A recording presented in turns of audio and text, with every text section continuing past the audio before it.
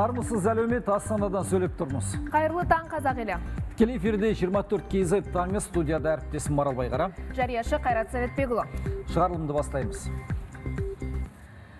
Блогерлер де салық төлейді. Өткен 9 айда олар мемлекетке 1 миллиард 226 миллион теңге кіріс кіргізген. Мемлекеттік кірістер комитетінің мәліметі бойынша республикада 745 блогер бар, олар түрлі әлеуметтік желіде тіркелген. 20 мыңнан астам жазылушысы бар жеке тұлғалар. Егер блогер жалдамалы жұмыскер еңбегін пайдаланса, немесе оның жылдық табысы 12 есептік төменгі жалақыдан, яғни 1 миллион теңгеден асса, ол кәсіпкер ретінде тіркелуге міндетті. Жалпы отандық блогерлердің көпшілігі қазірдің өзінде кәсіпкерлер болып табылады және қолданылатын салық режиміне байланысты тиісті өздерінің салықтарын төлейді. Мәселен, соңғы 3 жылда блогерлер ағымдағы жылды қоспағанда 1 миллиард 178 миллион теңге төледі. 2021 жылы 213 миллион теңге төлеген, 2022 жылы 290 миллион теңге, ал 2023 жылы 674 миллион теңге төленді. Салық төлейтін мезгілде келіп қалды, бірақ табысы көп болса да салықтан жалтарып жүргендер аз емес. Алды көлік салығының өзіне 11 миллион теңге қарыз. Астанада бір емес бақандай 8 көлігі бар азаматтың берешегі бол.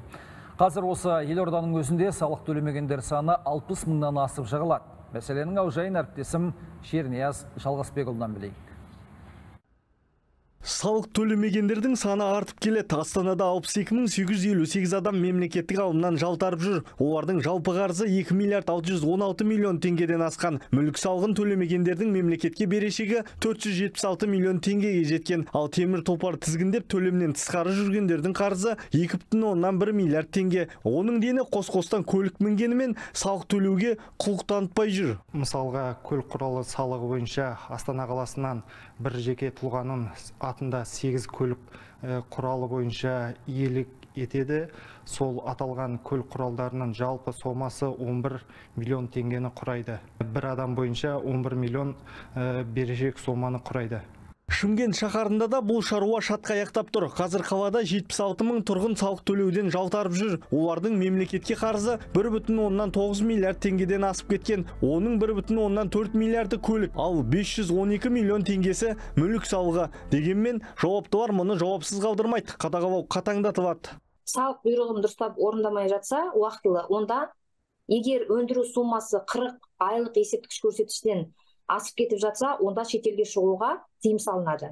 Ол бір, егер де автокөлік бойынша салық болып жатса, онда автокөлік міндетті түрде арнайы тұраққа қойылады. Келесі, егер де жаңағы өндіретін сумма 250 аектен асып кетіп жатса, онда міндетті түрде борышкердің жүргізу туралы куәлігі тоқтатылады. Сондай-ақ салықтан жалтарғандардың дүние мүлкі бағаланып сатуға шығарылады. Бұған қоса барлық есеп шоттары бұғатталады. Шернияз Жалғасбекұлы, Ербол Дайыров, 24 KZ. Салыққа Түркияда қатаң қарайды. Кешіктіргенге айыппұл көбейе береді. Бірақ мұндай қатаңдық елдің бәріне бірдей емес. Қазір бізбен тікелей байланысқа осы елдегі меншікті тілшіміз Меруерт Қанағат шығып тұр. Меруерт, амансыз ба? Анадолы жеріндегі мүлік салығы жайлы айтып берсеңіз, кімдер төлейді, мөлшері қандай, жалтарғандарға қандай шара қолданылады? Қайырлы таң, Меруерт. Қайырлы таң, Қайрат, Марал. Түркияда мүлік салығының мүліктің түріне орналасқан жеріне, меншік иесіне, мәртебесіне және басқа да факторларға байланысты өзгереді. Мәселен, тұрғын үй үшін қала ішінде 0,2%, ірі қалаларда 0,1%. Коммерциялық жылжымайтын мүлік үшін 0,4%, ірі қалаларда 0,2%. Ауыл шаруашылық жері үшін 0,1%. Бұл пайыздар мүліктің бағасына байланысты есептелінеді. Түркияның ірі қалалар Анкара, Стамбул мен Измирде салық мөлшері жоғары. Және мұның басты себеп бұл қалалар үлкен қала статусына ие. Мүлік салығынан түскен кіріс туралы нақты көрсеткіш жыл сайын өзгеріп отырады, бірақ соңғы мәліметтерге сәйкес Түркия жыл сайын муниципалитеттерге шамамен 10 миллиард түрік лирасы көлемінде кіріс алады. Бұл қаражат жергілікті инфрақұрылымды қолдау және дамыту үшін пайдаланылады. Егер мүлік иесі салықты төлемесе, онда айыппұлдарға ұшырайды және өсімпұл есептелінеді.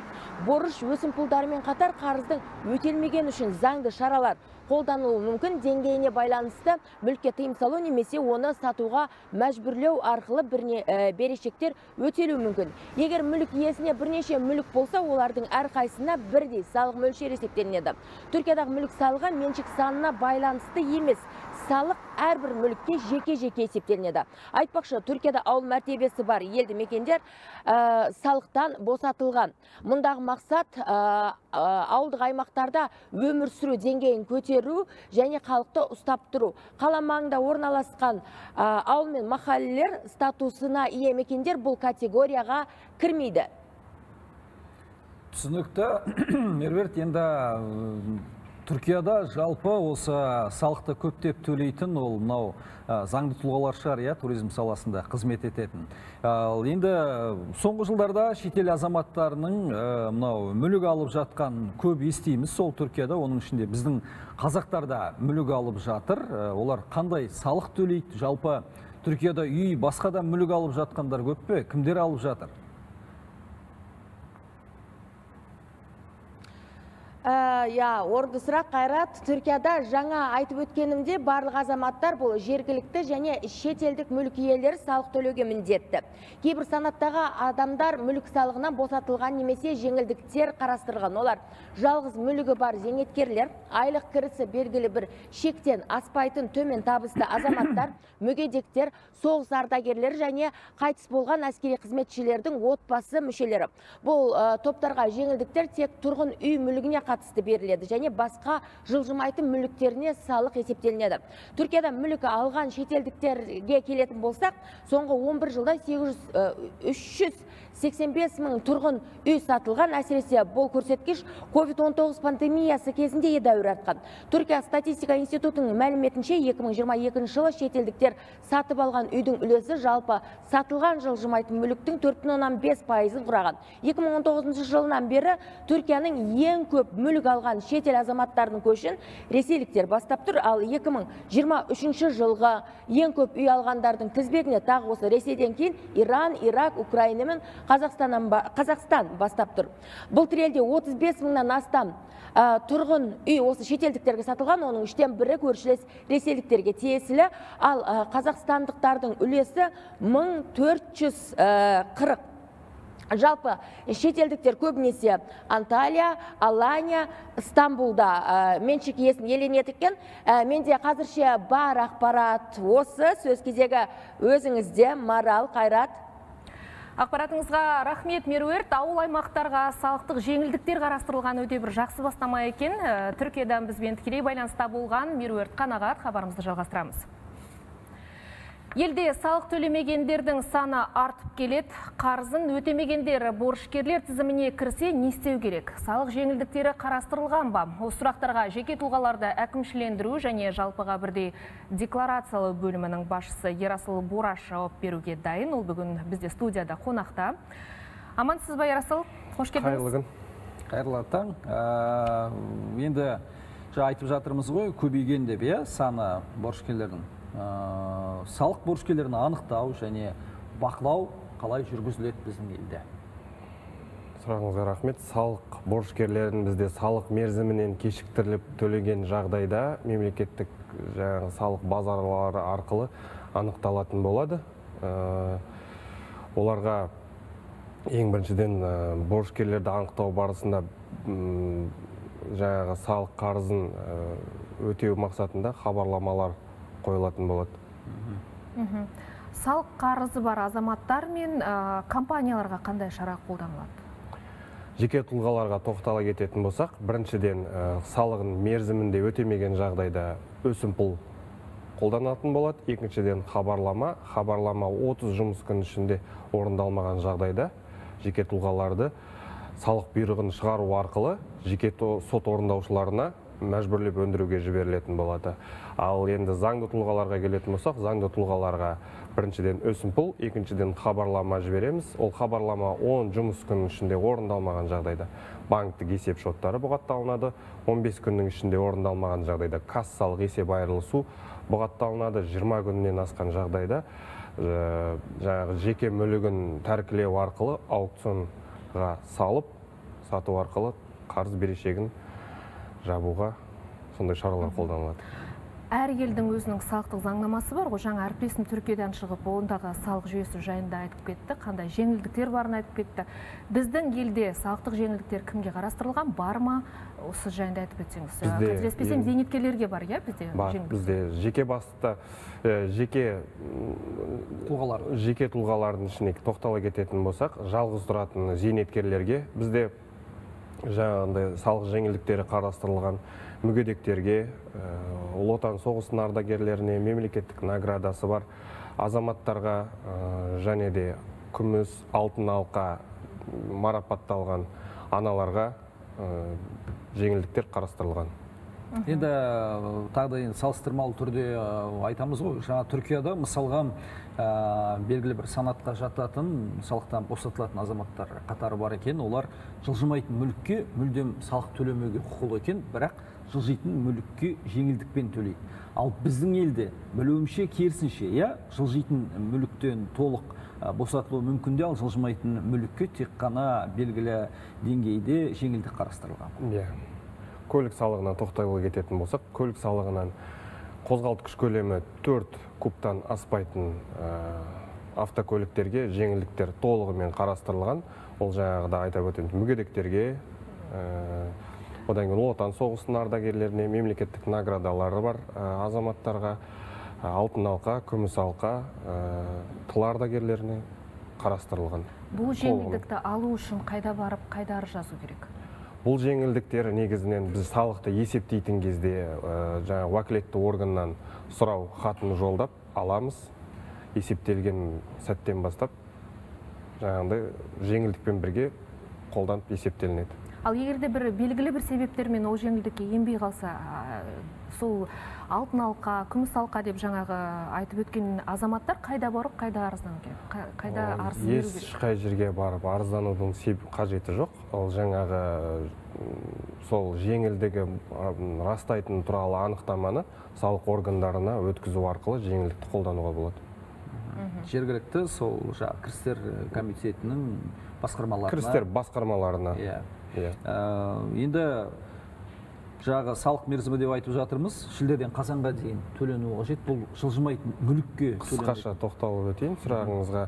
Бірінші шілдеден бастап салық есептілігі есептелінеді. Сол сәттен бастап бірінші қазанға дейін ерікті түрде төлем беріледі. Ерікті түрде төлеуге бірінші шілдеде біз есептейміз. Бірінші қазанға дейін толығымен төлеу уақыты болады. Ал бірінші қазаннан кешіктірілсе? Бірінші қазаннан кешіктірілсе, жаңағыда атап өткендей өсімпұл, хабарлама қойылады, одан кейін мәжбүрлеп өндірілуге жіберілетін болады жеке сот орындаушыларына. Ондай азаматтар борышкерлер тізіміне енеді. Борышкерлер тізіміне енеді. Одан кейін не істеу керек, егер ол тізімге кірген болса? Борышкерлер тізіміне кіргеннен кейін жаңағы мәжбүрлеп өндірудің несіне түспеу үшін қарызды өтеу керек.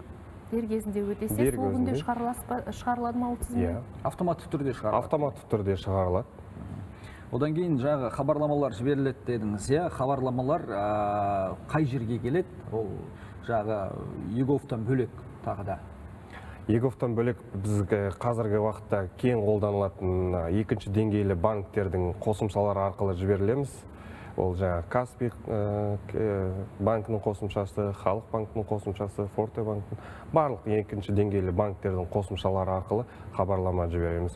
Және де бізде Астана қаласы бойынша коммуналдық төлемдер төлейтін бізде ЕРЦ деп аталынады, сол ЕРЦ-мен бірге жібереміз.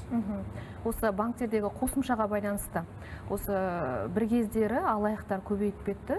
Салықтық комитет атынан хат жіберіп, мысалы, сіздің борышыңыз бар деген хабарламалар келіп жүрді. Осыған қатысты не айтасыз? Қайда хабарласып, нақты кімнен келген қарызың бар ма, жоқтығын қайдан білуге болады? Бізде арнайы қызмет бұл үшін қарастырылған 1414 номері арқылы хабарласып, жаңағы жеке өзіңіздің данныйларыңызды беру арқылы хабарламада білуге болады. Ал бізде жалпы қарызды өтеу мерзімін ұзарту немесе пайыздық мөлшерлемені төмендету мүмкіндіктері қарастырылған ба? Бар ма ондай мерзім? Жеке тұлғаларға ондай мерзім қарастырылмаған, заңды тұлғаларда қарастырылған. Жаңа мүлкін кепілге қою арқылы төлеу мерзімін ұзартуға болады.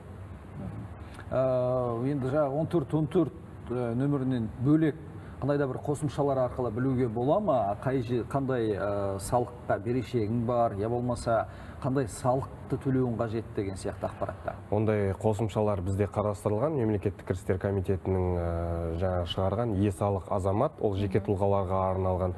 Сол жерде жаңағындай сізге қанша салық есептелді, қандай формуламен есептелді, және сіздің шотыңызда қаншама ақша жатыр, қандай берешектеріңіз барлығы туралы хабарлама толығымен сол жерде көрсетілген. Және де жеке кәсіпкерлер мен заңды тұлғаларға е-салық бизнес деген қосымша қарастырылған. Сол жерде барлық анықтамаларды алуға болады. Одан кейін күз айларында жалпыға бірдей декларация аяқталды, иә? Енді алдағы уақытта, жаңа айтып жатырмыз ғой, жылжымайтын мүлікке салынатын салық жайында. Алдағы уақытта жылжымайтын мүлік сатып алсаң, ол салықтың саны да жыл сайын автоматты түрде өзгеріп отырады, иә? Сол декларациялаудың арқасында. Декларациялаудың мүлік салығына ешқандай қатысы жоқ.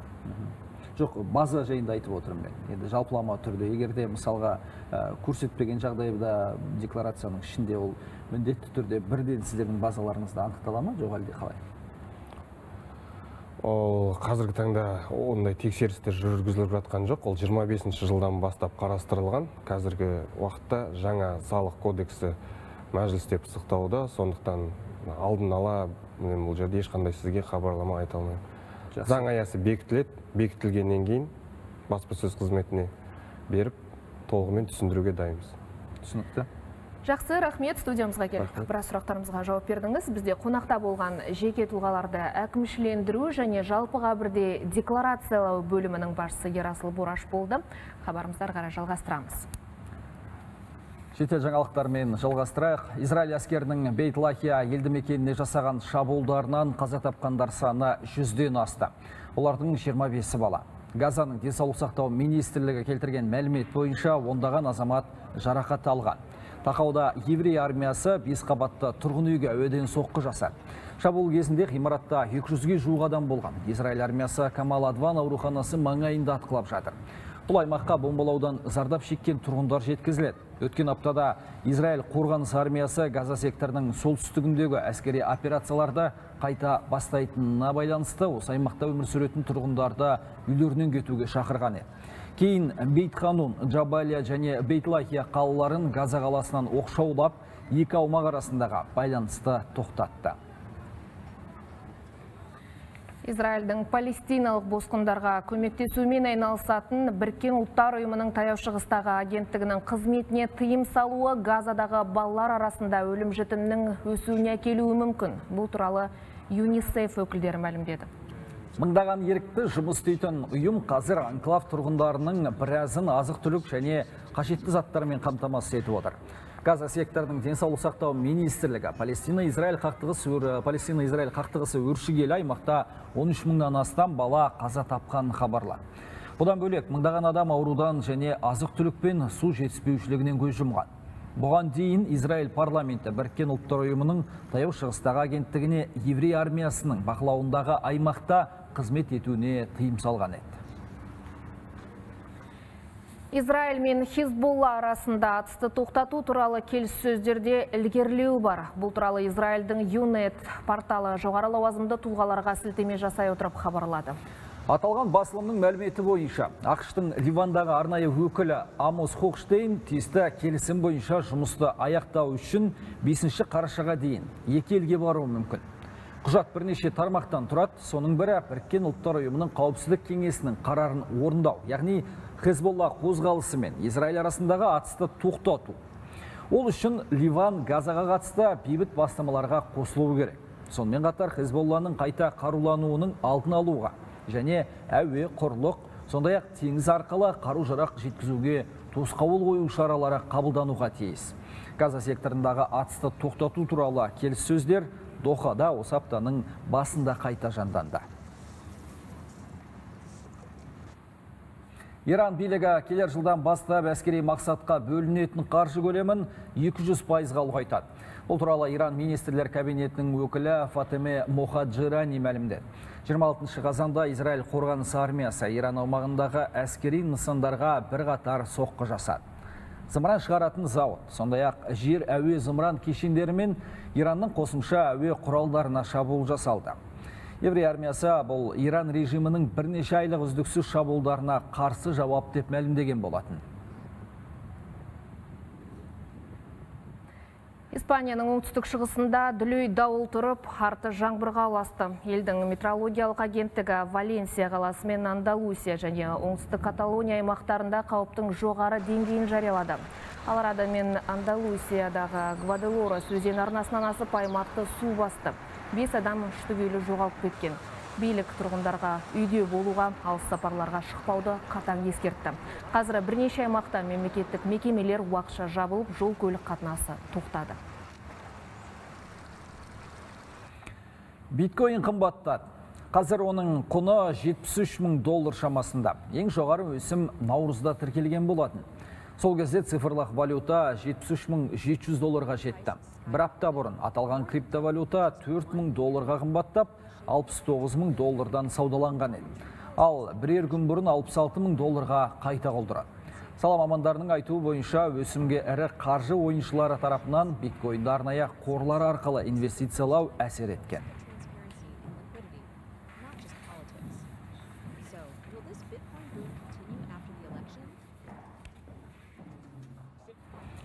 Әлемнің кей елдері жұмыс күнін азайтып жатыр. Яғни аптасына 5 күн емес, 4-ақ күн жұмысқа барады. Мұнда жаңашылдықты біраз ел енгізіп үлгерген. Олардың ішінде Испания, Жаңа Зеландия, Жапония мен Исландия табысты нәтижеге қол жеткізіп отыр. Ал кей елдерде керісінше тұрғындар аптасына 6 тәулік бойына еңбек етеді. Сөйтіп, қысқа не ұзақ жұмыс аптасының тиімділігі қандай, зияны неде? Оны шолушымыз Әсия Нұрлыбаевадан білейік. Әсия, сонымен? Өз тізгін өзіңізде. Рахмет әріптестер. Жалпы сарапшылардың пікіріне сүйенетін болсақ, қысқартылған жұмыс кестесі адамның әл-ауқаты, денсаулығына өте жақсы әсер етеді екен, бірақ жұмыс жүктемесі арта түседі есесіне. Толығырақ Шартарап айдарында айтып берейін. Жақсы.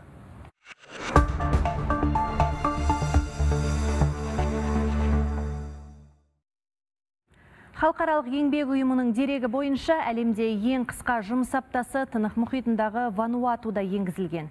Бұл елдің тұрғындары аптасына бар болғаны 24,7 сағат жұмыс істейді. Алғашқы үштікті Кирибати, Микронезия мен Руанда толықтырып тұр. Кирибатиде апталық еңбек өнімділігі 27 сағат, ал Микронезия мен Руандада 30,4 сағат. Мұнан соң 31,4 сағатпен Сомали 20 минут айырмашылықпен Нидерланд тізімге енген. Ирак халқы да қысқартылған жұмыс кестесін құптайды. Уоллис пен Футуна аралының тұрғындары 31,8 сағат еңбек етсе, эфиопиялықтар шамамен 32 сағат жұмыс істейді. Алғашқы ондықты Канада қорытындылайды. Канадалықтар аптасына уақытының 32 сағат 10 минутын ғана қызметіне арнайды. Ал мына деректі қараңыз. 700 мың ғана тұрғыны бар Бутан әлемдегі жұмыс өнімділігі өте жоғары ел ретінде көш бастап тұр. Бутандағы бұқара аптасына орта есеппен 54,4 сағат жұмыс істейді. Бұдан кейін 50,9 сағатпен Біріккен Араб Әмірліктері 50,4 сағаттық еңбек өнімділігімен Лесото тізімге енген. Апталық жұмыс уақыты Конго, Қатарда 48 сағаттан жоғары болса, Либерия, Мавритания, Ливан, Монголия және Иорданияда 47 сағаттан асады. Тақауда Исландия билігі 4 күндік жұмыс аптасын заңды түрде қолданысқа енгізді. Жаңа жүйе бекітілгеннен кейін жұмысшылардың жалақысы сол қалпы өзгермеген. Ал экономикалық өсім Европаның кей елдеріне қарағанда әлдеқайда артқан. Қысқартылған жұмыс аптасын енгізбес бұрын зерттеушілер 2500 адамның қатысуымен сынақ жүргізіп көрді. Нәтижеге сәйкес жұмысшылардың көңіл күйі жақсарып, еңбекке қабілеттілігі арта түскен. Жұмыс пен жеке өмір тепе-теңдігін сақтауға машықтанған. Қазір кәсіподақ ұйымы бүкіл ел бойынша жұмыс уақытын қысқартып жатыр. Бұл зерттеу жетістіктің айқын көрінісі. Исландия халқы біртіндеп қысқартылған жұмыс аптасына көше бастады, ал ел экономикасы нақты көрсеткіш бойынша өсімге қол жеткізіп отыр.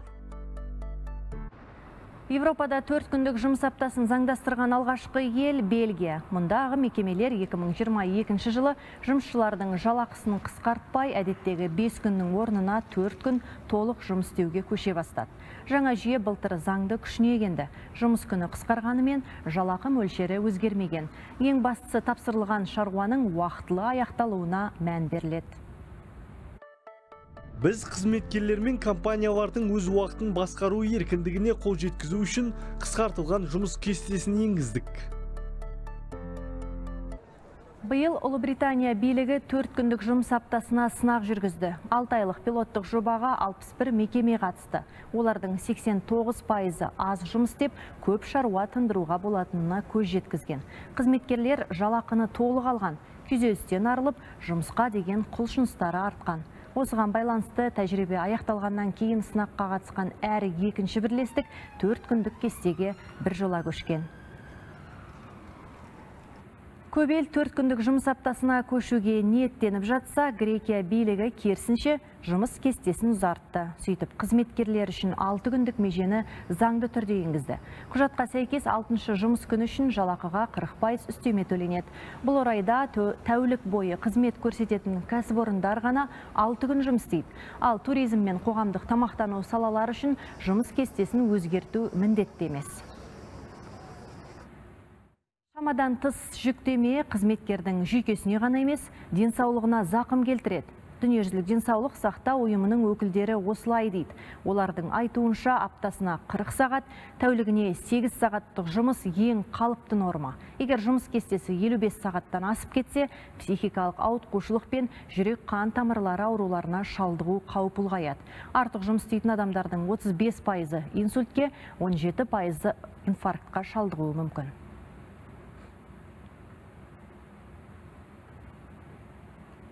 Әріптестер, мендегі бар ақпарат осы, сөз өздеріңізде.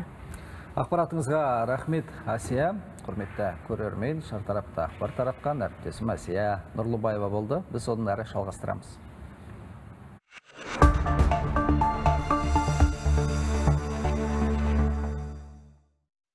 Әлем елдеріндегі салықтың жайы түсінікті, ал біздің елде қалай екен? Біздің елде осындай тәжірибе енгізсе жөн болар еді. Енді жаңа салық бар, одан кейін жаңа 4 күндік жұмысты айтып отырмыз ғой. Құзырлы мекемелер, депутаттар да біздің елде бұл мәселе әзірге қаралған жоқ дейді. Қабет деген, 4 күндік жұмыс бізге де жақсы болар еді. Сіз қалай ойлайсыз, Марал? Әрине, бірақ 6 күндік жұмыс кестесіне көшіп жатқан елдер бар екен. Жаңа әріптесім Асия бұл туралы айтып өтті. Мысалы, Грекия. Сол себепті тең ортада осы қалыпты еңбек етсек те жарап тұр. Үкіметте тыныш, бізде тыныш отырайық. Жалғастырамыз. Бір ғана Қарағанды облысында жыл сайын 1 миллион тонна жүн қырқылады. Бірақ тек кешірейді. Болмаса шаруалар амалсыз өртеп жібереді. Әйтпесе мал ауруын туғызуы мүмкін. Жергілікті билік осы жүнді кәдеге жарату үшін енді қандай шара қарастырмақ? Оны тілшіміз Руслан Нұрланұлы айтады. Қанат Отарбаев 1999 жылы Нұра ауданының Изенді ауылында асыл тұқымды қой шаруашылығын ашқан. Қазір оның отарында 10 мыңға жуық биязы жүнді қой бар. Жартылай қылшықты қой жүні кілем тоқыма өнеркәсібіне таптырмас шикізат. Дегенмен соңғы жылдары сұраныс жоқ. Ауылға келетін алып сатарларда биыл төбе көрсетпеген. Себебі елдегі жеңіл өнеркәсіптің мардымсыздығы, жүнге сұраныстың жоқтығы олардың да жұмысын қаңтарып тастады дейді фермер. Қойдың енді өзі негізгі өнімдерінің бір жүн ғой. Сол жүнге қазір сұраныс жоқ. Проблема болғанда міне артымызда тұрған жабағы жүн, яғни көктем қой қырқымынан түскен. Осы күнге дейін әлі сұраныс жоқ, алушы жоқ, іздеп те жатырмыз. Бұл өте сапалы жүн, кілемде тоқитын, жаңағыдай жүннен тоқылған өнімдерді, костюм шалбар, тоқыма өнімдерін бәрін тоқитын. Жүнді құрғақ қоймада сақтамаса, ылғал тартып кейін сапасын жоғалтады. Сұраныс болмаған соң оны сақтаудың да мәні жоқ. Ал далаға шашып тастаса, түрлі мал ауруы таралуы мүмкін. Амал қалмаған шаруалар тонналаған шикізатты жағып жібереді. Жүннің енді пайдаланатын жер енді не ғой? Тоқыма өнеркәсібі ғой. Жаңа жеңіл өнеркәсіп тағы айтамын енді. Соны дамыту керек. Кейіннен бір естіп қалдым, осыны жүнді құрылыс материалдарына да пайдалануға болады деп. Панельдер жаңағыдай пенопласттан жасап жатыр. Осы жүнді қосып нетсе, таптырмайтын материал. Жергілікті билік жүнді өткізу өңдеу ісін дамыту үшін инвестиция тартуға тырысуда. Әзірге нәтиже жоқ. ол мәселе бар. Біз осы жүн өңдеуді қолға алу үшін қазір жан-жақты инвесторлармен жұмыс жасап жатырмыз. Мүмкін арзандатылған несие берерміз, мынау біздің әлеуметтік кәсіпкерлік корпорациясы арқылы, немесе басқа да қажеттілік, инженерлік инфрақұрылым қажет болатын болса, оның бәрін біз көмектесуге дайынбыз. Былтыр облыста 1 миллион тоннадан астам жүн өндірілген. Бұл жылдағыдан 2%-ға көп. Шикізат көлемі артқанымен оны кәдеге жарату жағы ақсап тұр дейді шаруалар. Руслан Нұрланұлы, Сайран Ақанбаев, Зарина Зұлпықар, Қарағанды облысы, 24 KZ. Биыл Қостанай облысында 184 мың гектардан астам жер мемлекет меншігіне қайтарылды. Оның басым бөлігі жайылым. Ел президентінің тапсырмасы бойынша игерусіз жатқан алқаптарды қайтарып алу жұмыстары өңірдің оңтүстік аудандарында қызу жүріп жатыр. Осыған байланысты туындаған дау-дамайда аз емес, бірі жерді негізсіз тартып алды десе, енді бірі дұрыс бөлінбеді деп наразы. Амангелді ауданының Үрпек ауылдық окруғы жер көлемі жағынан елдегі ең ірісі. Бір шеті Жезқазғанмен шектесетін жазық даланың жалпы аумағы 900 мың гектардан асады. Осынау ұлан-ғайыр атыраптың әр пұшпағының иесі бар дейді мұндағылар. Біздің округ бойынша менің білуімше бос жерлер жоқ. Өйткені жер сұраппаған жағдайда барлық жердің егелері бар. Ертеректе алып алып, кейбіреулер бар, әлі игерілмей жатқан жерлері бар. Бос жатқан жерлерді қайтару деген мәселе. Бұл негізі құптарлық. Игерілмей жатқан жерлерді неге істеймін деген адамға бермеске. Бұл аудандағы шаруалар негізінен ата кәсіппен айналысады. Әр қайсысының кемінде 100-дің үстінде ірілі-ұсақты малы бар. Мысалы, 10 жылдан астам 4 түлік өсіріп келе жатқан ағайынды Мырзағали мен Мұрат Тұрмағанбетовтер 300-ден астам ірі қара, 130-ға жуық жылқы ұстайды. 2 жыл бұрын 400 гектар жер алып, мал азықтық дақыл екпек ойлары болған. Бірақ кейін берілген жерді қайтадан алып қойған. Малдың жем-шөбін, жаңа тамағын, қыстық азығын дайындаймыз деген мақсатта алынған жер. Енді соған жаңа бірінші жылы техникаларымызды дайындадық, жаңа жер жыртатын соқамызды, селкімізді бәрін алып қойғанда, әлі сен игеруге жағдайын келмейді. Уақытында игерген жоқсын деп жерімізді қайтарып алды. Ауыл шаруашылығы мақсатындағы жерлерді пайдаланудың өзіндік заңды талаптары бар дейді жауапты сала өкілдері. Мысалы, берілген жайылымдық жерде мал саны тиісті көлемнің жартысына жетпесе, онда жер дұрыс пайдаланылып жатқан жоқ деп саналады. Сондай-ақ жыл сайын шабындық шабылып, егістік алқап өңделіп, игерілуі қажет. Талапты орындамаған біраз шаруа жерлерінен айырылған. Ағымдағы жылы Амангелді ауданында 13.500 гектар жер учаскелері мәжбүрлі түрде мемлекет меншігіне қайтарылып, Амангелді ауданының арнайы жер қорына енгізілді. 7 шаруа қожалығынан және 1 жауапкершілігі шектеулі серіктестігінен. Ал жалпы 30 мың гектарды қазір құрап тұр биылғы жылы. Қалғандары түсіндіру жұмыстарынан кейін өз арызы негізінде мемлекет меншігіне қайтарылды. Қайтарылған жерлер конкурс арқылы 49 жылға жалға беріледі. Бірақ ол үшін жерді игеремін деген ниетімен қоса мүмкіндігі болуы шарт. Мағауия Қалиев, Сергей Трахтенберг, Қостанай облысы, 24 KZ. Ақмола облысында игерілмей жатқан жер мемлекет қорына қайтарылып жатыр. Мысалы, Ерейментау ауданында аумағы 15 мың гектардан асатын 6 жер телімі қайтарылды. Оның жалпы құны 150 миллион теңгеге жуықтайды. Прокуратура өкілдерінің сөзінше бұл алқаптар мақсаты бойынша пайдаланылмаған. Қазір тағы бірнеше жер телімдерін мемлекет меншігіне қайтару бойынша жұмыс жүріп жатыр. Сондай-ақ аудан прокуратурасының бастамасымен жалпы кадастрлық құны 408 миллион теңгені құрайтын ауданы 59 мың гектар 8 жер телімі алып қою бойынша азаматтық істер сотта қаралуда. Бұл бағыттағы жұмыс жалғасуда. Атырауда көп қабатты 27 үй күрделі жөндеуден өтіп жатыр. Шатыры ауыстырылып, жер төлесімен кіреберісі жөнделеді. Одан бөлек 9 үйдің жедел сатысы жаңартылады. Бұл жұмыстар Нұрлы жер 2025 бағдарламасы аясында жүзеге асуда. Жөндеу жұмысы жыл соңына дейін аяқталады деп жоспарланған. Қазір облыс орталығындағы 1000-нан астам көп қабатты үйдің 867-сін пәтер иелері кооперативі күтіп ұстайды. Жөндеу жұмыстарының сапалы болуын тұрғындардың өздері бақылайды дейді жауаптылар. Келесі жылы 60 үйді күрделі жөндеуден өткізу жоспарда бар. мысалы салынған лифт 1 тонна нагрузка шыдайтын болсақ, біз өзіміз барып 1 тонна нагрузка жасап, әрбір этажға тоқталып, солай бағанағыдай испытание жасайтын боламыз. Айта кетейін, мына жерде қабылдау жұмыстары ең бірінші ол тұрғындардың өздерінің тараптарынан болады. Содан кейін тұрғындар қанағаттанса, аталған жұмыстарға, содан кейін барып екінші кезекте біздің мекеме қабылдайтын болады. 30 оқушы күзгі демалысын шетелде өткізеді. Алайда олар қыдыру үшін емес, әлемдегі үздік университеттерге барып техникалық базасымен танысады. Елдің әр өңірінен 100-ден жүйрік шыққан оқушылар Алматыдан Дубайға аттанды. Сөйтіп олар демалыста текке жатпай, болашақ мамандықтарының қыр-сырына қанығып қайтпақ. Елдің әр өңірінен жиылған және көрші елден Алматыға арнайы келген 30 оқушы Дубайға жол тартады. Олар 90-дық демалыста Біріккен Араб Әмірліктеріндегі әлемдік университеттерді көріп, оқу үдерісімен танысады. Ал мұндайға тегін жолдаманы ұтып алу үшін білім беру орталығының үздігі атануы керек. 100-ден жүйрік шыққан оқушының бірі Өзбекстаннан келген Нұрбек Хамитов.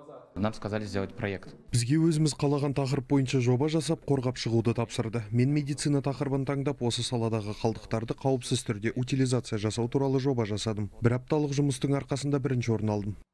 Тәжірибелі профориентатор Бахнур Зиябектің айтуынша, мектеп бітіруші түлектердің көбі болашақта отандық университеттерде білім алам деп ойлайды. Өйткені білікті жастарға оқу грантын беретін 1000-нан аса шетелдік жоғары оқу орындары барын көбі біле бермейді. Бұл орайда алдымен пәнді емес, өзі қалаған саланы таңдаған дұрыс дейді ол. Дүниежүзі бойынша 20-дан астам мемлекетке біз грантқа балаға түсіруге мүмкіндік ашып беруіміз керек. Неге өз жерде біріншіден бізде Қазақстанда жоқ мамандықтар сол жақта бұрыннан бері жүргізіліп жатыр және оқытып жатыр. Ертеңгі күні сол маман біздің Қазақстан елінің экономикасын жүзеге асыруға және дамытуға деген бір өзінің рөлін табады деген сенім бар. Семей қаласында оқитын Ақерке Дәулетқызы өткен 90-дағы демалыста шетелге жолдама алған 30 оқушының бірі. Ол қазір ағылшын тілін тереңдете оқып жүр. Келесі жылы Еуропа немесе Азияның бірнеше университетіне тест тапсырма қою бар. Бұл мен үшін үлкен тәжірибе болды. Өйткені біз 5 университетті Дубайдың қарап шықтық, және де қандай ол жаққа құжаттар, требованияларды көріп, біз портфолио жинай бастадық сол жерден бастап. Жыл басынан бері 100-ге жуық бала осылайша шетелге барып, әлемдік рейтингті бастап тұрған университеттерді көрген. Мұны көрсетудегі мақсат қазақ еліне шыңдалған жан-жақты маман дайындау. Қазірдің өзінде 11 түлек шетелдік жоғарғы оқу орындарының грант иегері атанған. Аршын Кемелжан, Мұхит Құдықбаев, 24 KZ, Алматыдан. Спорт жаңалықтарына ойсайық. 8 боксшымыз жартылай финалда. Черногорияның Будва қаласында жастар арасындағы әлем чемпионаты жалғасып жатыр. Бәсекенің кезекті күні қоржынымызға алғашқы медальдар түсе бастады. Кемі 8 медаль аламыз деген сөз. Жарыстың барысы жайында сол жақта жүрген әріптесіміз Аслан Қаженов айтып берсін.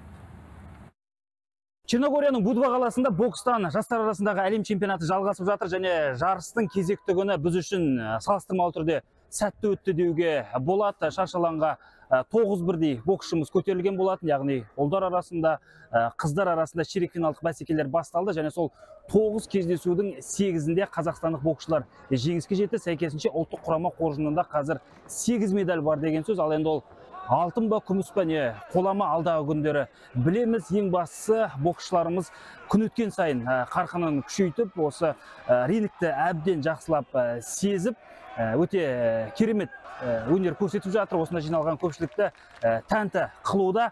Енді атап айтар болсақ, алдымен ұлдардан бастайық. Ең бірінші болып шаршаланға 48 келідегі Диас Берікбай көтерілген болатын. Ол испандық қарсыласын 3-2 есебімен ұтты. Енді жартылай финалда өзбекстандық боксшымен жолығады. Бұған қоса көпшілік тағатсаны күтіп жүрген Төрехан Сабырханның да жекпе-жегі болды. 67 келіде өнер көрсететін желесіміз өзбекстандық қарсыласын 5-0 есебімен ұтып, сенімді түрде жартылай финалға шықты. Енді оны алдағы жекпе-жекте қытайлық боксшы күтеді. Ал кешкі сессияда Санжаралы Бегалиев кубалық қарсыласын 4-1 есебімен ұтты. Дәл осы жекпе-жекті көпшілік тағатсыздана күткен болатын. Қос мықты, яғни финалға бергісіз айқас қазақстандық боксшының жеңісімен аяқталды. Ал елдер арасындағы бәсекенің нүктесін Расул Асанқұлов қойды деуге болады. Қазақстандық боксшы қытайлық қарсыласын айқын басымдықпен ұтып, ол да жартылай финалға шықты. Яғни елдер арасында 4 боксшымыз шаршаланға шықса, 4-еуі де келесі кезеңге өтті деген сөз. Қазақ еліне дұғада отқан, тілектес отқан қазақ халқына көп-көп, отбасыма көп-көп рахметін айтам, Алла үшін. Бойды көрдіңіздер, өте қиын бой болды. Жаңағыдай, сопернигім жаңағыдай өте орысша айтқанда корабль дейді ғой, солай ыңғайсыз боксшы. Жаңа 1-2 раундта, бірінші раундта баспен кірді. Сондай ситуациялар болған екен. Жаңағыдай шығарып, ағайын айту бойынша біз рингке негізі өзбек қарсыласты қысып баратынымыз пландағанбыз. Бірақ баспен кіріп жаңағыдай атылып жатқан екен, біз рингте жаңағы стилді өзгерттік, резко аяқта істеу. Аллаға шүкір, ағалардың айтқан егетпей орындап шығып, ұтып шықтым. Аллаға шүкір, мен осы жекпе-жегімде жеңіске жеттім. Бапкерлердің қолдауымен, ағайлардың қолдауымен тактика құрып, осы тактикамен жұмыс жасадық.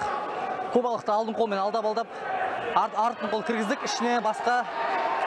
Енді Алладан бәрі. Мен Құдай қаласа келесі жекпе-жегім полякпен болады, Польшаның азаматымен. Енді Құдай қаласа оған тактика жасап, чемпион болуға тырысамыз, иншаллах. Ал әйелдер арасындағы бәсекеде ең бірінші болып шаршы алаңға жеңіл салмақтағы Анель Абдрасылова шықты және ол Венесуэла спортшысын 5-0 есебімен жеңіп, жартылай финалға жолдама алды. Артынша Аружан Жаңабаева осы жеңіс жолын жалғастырды. Ол польшалық қарсыласын тағы да 5-0 есебімен жеңіп, келесі кезеңге өтті. Артынша Толғанай Қасымхан да 60 келіде өнер көрсететін латвиялық боксшыны тағы да айқын басымдықпен, яғни 5-0 есебімен ұтып, жартылай финалға шықты. Енді ол келесі кезеңде қытайлық Ютинг У есімді бұрымды боксшымен жолығады. Артынша 81 келідегі Аружан Зинулаева да 5-0 есебімен ресейлік қарсыласын ұтып, жартылай финалға жолдама алды. Тек 70 келідегі Мария Сидоренко ғана қарсыласына есе жіберіп, яғни түрік боксшысынан 4-1 есебімен жеңіліп, жарыс жолынан шығып қалды. Барлығына рахмет, қолдап келіп отырғандарыңызға. Ең әуелі Аллаға шүкір, жартылай финалға өттік, 3 бой өткізіп. Бой жақсы. Залдағы қолдау сезіліп жатыр ма қыздардың? Иә, өте. Қолдау керемет. Енді келесі қарсылас кім екен? Келесі қарсылас қытайлық қыз. Бұрыннан танымаймын. Ең алғаш рет кездесу. Бұйырса, дайындаламыз. Будвадағы әлем чемпионаты әлі де жалғасып жатыр. Бүгінге дейін 8 боксшымыз жартылай финалға шығып үлгерсе, енді тағы 9 боксшымыз ширек финалда жұдырықтасады және олар да осы жартылай финалдың жолдамасын сарапқа салады. Енді салыстырмалы түрде цифрларға қарағанда көрсеткішіміз өте жақсы және қазақтың қыздары, жігіттері алдағы күндерде жеңіс жолын жалғастырып, жалпы командалық есепте бірінші орын аламыз деген мақсатқа қол жеткізеді деген үміт бар. Ал біз күнделікті дәл осы жерден 24 KZ арнасы арқылы және 24 KZ арнасының YouTube-тағы парақшасы арқылы күнделікті тіпті сағат сайын соңғы ақпараттармен бөлісіп отырамыз. Аслан Қаженов, Сәкен Сапарбекұлы, 24 KZ, Черногория, Будва қаласы. Халықаралық дзюдо федерациясының президенті Мариус Визер Қазақстанға келді. Елордада мәртебелі мейманда туризм және спорт министрі мен Халықаралық дзюдо федерациясының президентінің кеңесшісі қарсы алды. Мариус Визер бүгін Елордадағы Жақсылық Үшкемпіров атындағы жекпе-жек сарайын, көп салалы Барыс Арена спорт кешенін аралап, Астанада салынып жатқан ұлттық спорт университетінің құрылысымен танысады деп жоспарланған. Сондай-ақ спортшылармен кездесіп, дзюдоның дамуы мен болашағы туралы пікір алмасады. Ал отандық спортқа қатысты өзге де ақпарды әріптесіміз Әлішер Әлиден білейік. Әлішер? Әріптестер, ғана Черногориядан Аслан Қаженов айтты ғой, бокстан әлем чемпионы болып жатыр. Енді мен Албанияның астанасы Тиранада өтіп жатқан күрес түрлерінен әлем чемпионатының нәтижелерін айтатын боламын. Жақсы.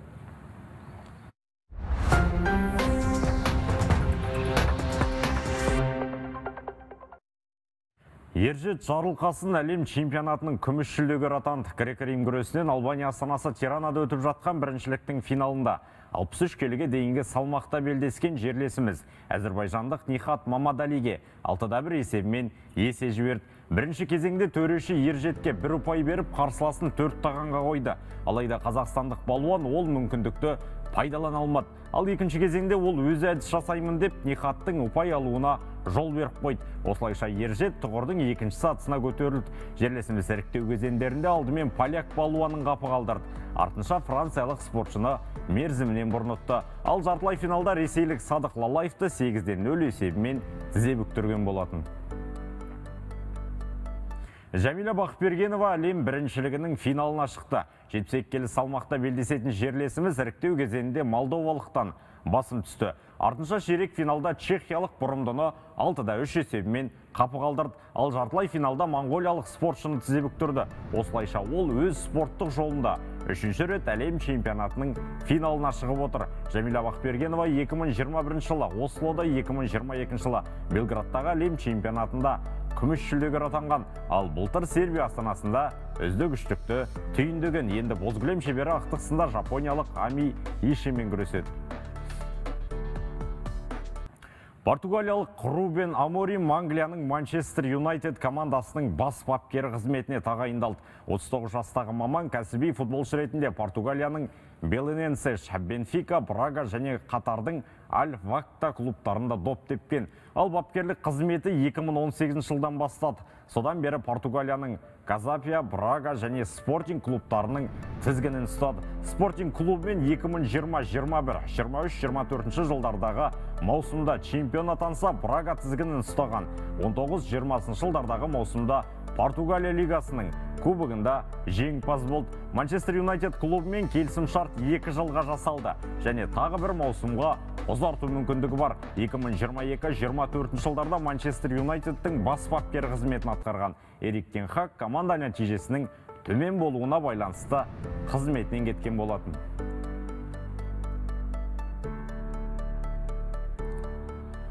Халықаралық дзюдо федерациясының президенті Мариус Визер Қазақстанға келді. Оны Астана әуежайынан туризм және спорт министрі Ербол Мырзабасынов бастаған спорт саласының мамандары ерекше ықыласпен күтіп алды. Тараптар бүгін кездесу өткізіп, бір қатар мәселені талқылайды. Әсіресе 2027 жылы Қазақстанда өтетін дзюдодан әлем чемпионатына қатысты өзекті сауалдар талқыға түседі.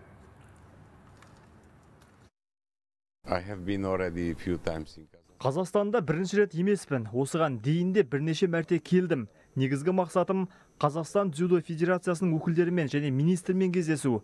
Жалпы қазақстандық дзюдошылардың халықаралық аренадағы бәсі жоғары екенін айтқым келеді. Соның септігі тиіп, 2027 жылғы әлем чемпионатын сіздердің елдеріңізде өткізу туралы шешім қабылдадық. Оны жоғары деңгейде өткізетіндеріңізге күмән келтірмеймін.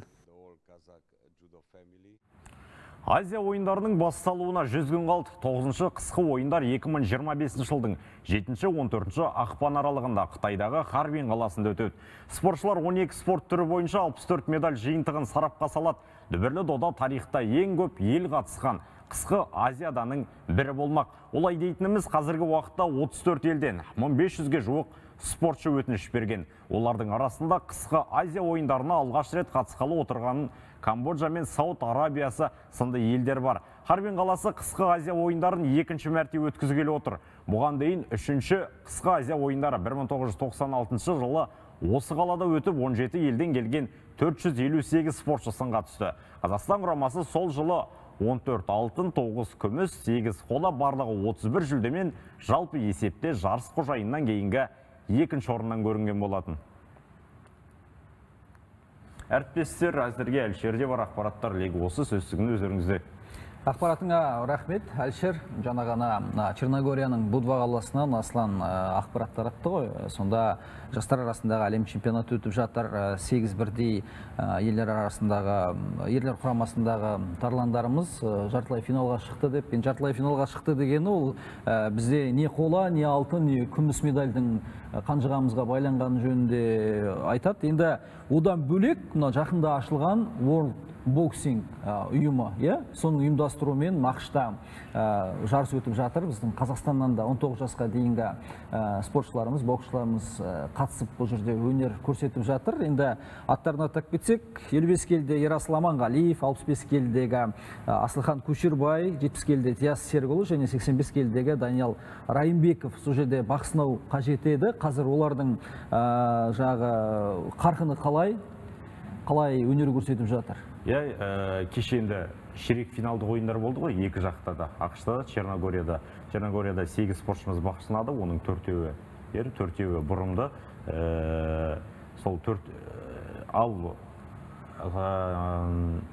ақшта 100 спортшымыз шыққан болатын, өкінішке орай 2 спортшымыз жеңіліп қалды. Ал енді жаңағы Көшербай мен аса ауыр салмақтағы Даниял жартылай финалға шығып отыр.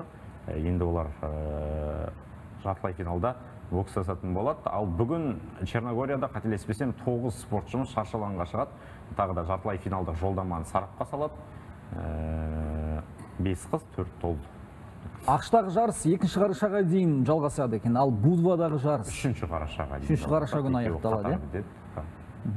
Одан кейін жағы Мариус Визер елімізге келді деп айтып отырмыз ғой. Кеше ғана құрметті көрермен халықаралық дзюдо күні болған тағы бір еске саламыз. Енді осы дзюдо күні қарсаңында дзюдо федерациясының президенті елімізге келіп, осы Астана қаласында 2027 жылы өтетін әлем чемпионаты өтетін нысандарды аралап, одан кейін біздің жағы министрлермен кездесуде бұл бекер емес шығар, иә? Жалпы енді екінші рет өтейін деп отыр ғой. Бұл 2015 жылы біздің Астанада өтті. 2000 Олимпиаданың алдында өтті. Енді осы жолда Лос-Анджелес Олимпиадасының алдында Қазақстанда өтеді. Бұл енді Қазақстан үшін бүкіл үлкен мәртебе деп ойлаймын. Жалпы Олимпиадада біздің дзюдошылар өте жақсы өнер көрсетті. Енді дзюдоны екеуіңіз жақсы білесіздер, сондықтан сұрап отырмын. Жалпы аяқ алысы жаман емес, иә, спорттың? Жалпы Олимпиадада болсын, әлем чемпионаты, одан кейін гранд-слемдердегі дзюдошылардың қарқыны жаман емес, жастардың арасында да солай лайым болсын деп тілейміз. Әлшер, ақпаратыңа рахмет. Құрметті көрермен, спорт жаңалықтарымен таныстырған Әлшер Әли болды. Біз жалғастырамыз.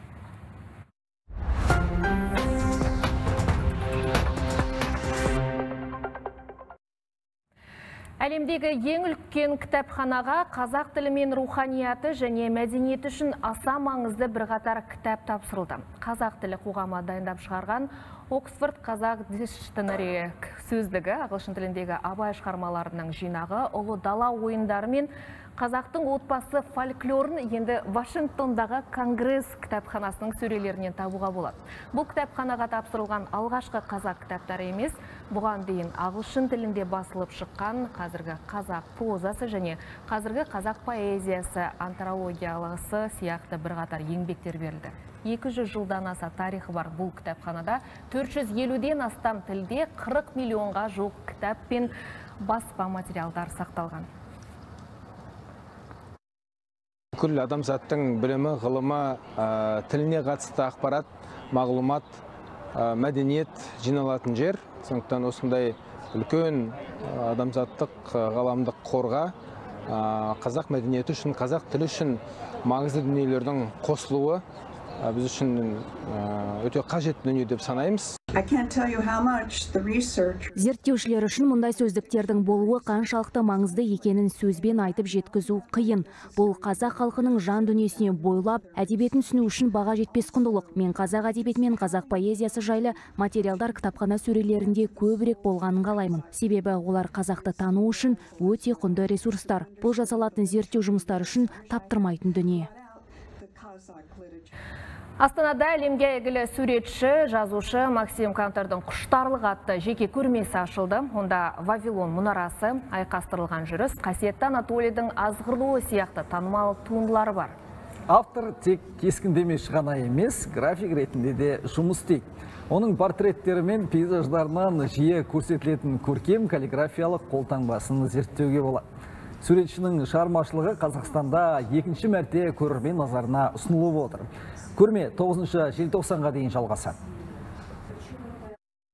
Здесь выставлено около 40 афортов. Мұнда менің 40-тан астам туындым қойылған. Әр еңбегім Еуропаның әр елінде жарық көрді. Шығармашылығымда орталық Азияда, соның ішінде өнерді бағалайтын Қазақстанға таныстыру мен үшін өте маңызды. Себебі осында біраз жанкүйерім, оқырманым бар.